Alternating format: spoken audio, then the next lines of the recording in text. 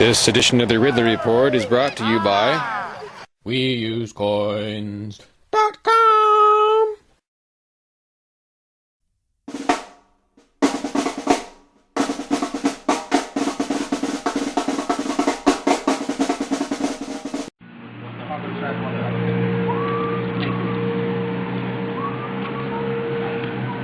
Got up probably at 6 this morning, left at around 6:30. Dedicated. Well, we wanted to get there early because really one of the benefits to having people around is that you can do things that would otherwise be impossible. So if you were to be charged with, some sort of chalking related crime, and by the way, Kate didn't chalk anything. She was just standing at a street corner, happened to be standing partially on some chalk, and when the cops demanded that asked her, they didn't even demand, they asked her, could you please move off the chalk or something like that? Or, they didn't even give her an order, but they called it an order, even though it was a question.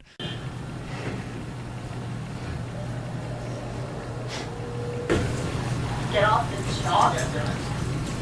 I'm standing on the sidewalk. How is writing? No, I'm stepping down.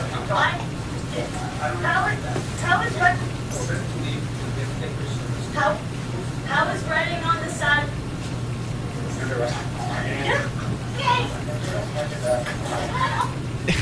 And she pointed all these things out during the trial. So she was just standing where, in the wrong place at the wrong time, basically. And when they told her to move off the chalk, she was just bewildered by it. She tried to ask a question. Yeah, she's like me. She's a native who that's right. Who saw all the stuff that was going on and was like, wow, this is really important. And she was facing a year in jail.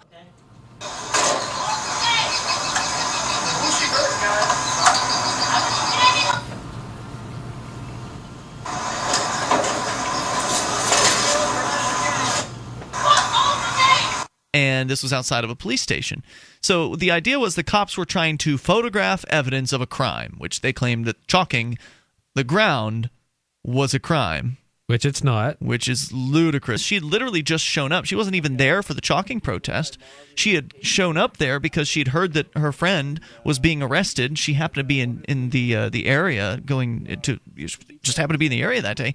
She came down and then was literally standing on the street corner when the police surround her, intimidate her, and arrest her literally within seconds. I watched the video for this, and the big thing that I didn't like was just how quick. Was it Sergeant Patty who arrested her? Yeah, well, there was 3 cops. Yeah, there's a bunch of officers there, but just how quick they arrested her. Like, I'm sure I'm guilty of that in the past sometime too, like just acting way too quick. Mm-hmm. But I think they really should have dropped the charges. It never should have gone to a jury.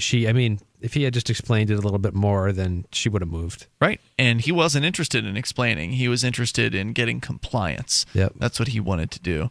And, of course, if he was actually somebody who was interested in serving the so-called public, then he would have explained. He would have just taken a moment out to answer her questions and then explain to her that, hey, we're just trying to photograph this piece of the ground here, and we'd appreciate it if you moved off. But no, they had to use an authoritarian, intimidating manner because they're not about serving anybody.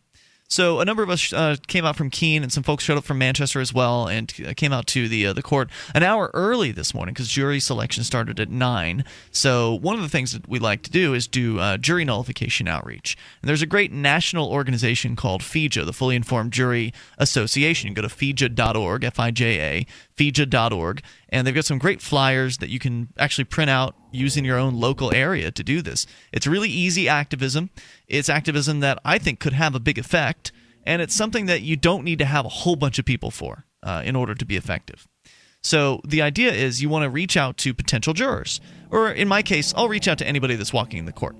So what we're doing is we're doing this jury nullification outreach at a time at which the jurors are expected to be arriving. So if jury selection's at 9 o'clock, the jurors need to be there by 8:45, which means they're going to arrive between 8 and 8:45, basically. Haven't you been threatened for doing this before? Never.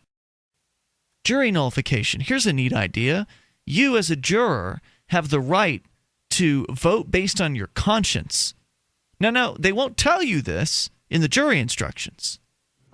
You, as the jury, are the finders of fact from the evidence. The evidence in this case will be the testimony of witnesses, and there are some exhibits that will be introduced into evidence as well, some videotapes. They'll tell you in the jury instructions that you have to vote based on the facts in the case. And it doesn't matter what you think about the law. It doesn't matter if you are on a trial, say, for somebody for marijuana sales or marijuana possession, and that you think that the marijuana laws are stupid and that they should go away. The state will tell you, well, it doesn't matter what you think. If the facts of the case are that this person had marijuana, you must convict them. And that's not the whole truth. That's only half the truth. The other rest of the truth is, if you think the law is valid in this instance, you should convict them. But if you think the law is bunk, and you think the law is outrageous, and you think the law is tyrannical, and you think the law should go away, you as a juror, or any one of those things, you as a juror can decide not guilty, even if it's crystal clear that this person had a pound of marijuana, or whatever the circumstances. Regardless of the facts in the case, you can use your conscience to decide it. And that's what they don't want you to know in court. That's the information they've taken purposefully out of the jury instructions. Well, you know what's here in New Hampshire, the jury instruction, the standard one, they call it the Wentworth instruction. They say that the judge tells the jury, if the state has proven its case, you should find the defendant guilty. But you don't have to.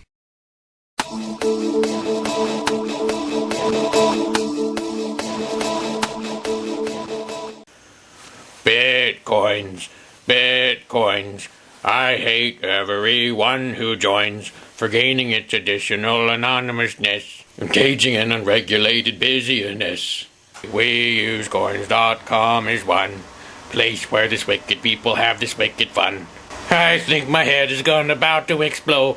Stamp them out before another single person go. 2. We use coins.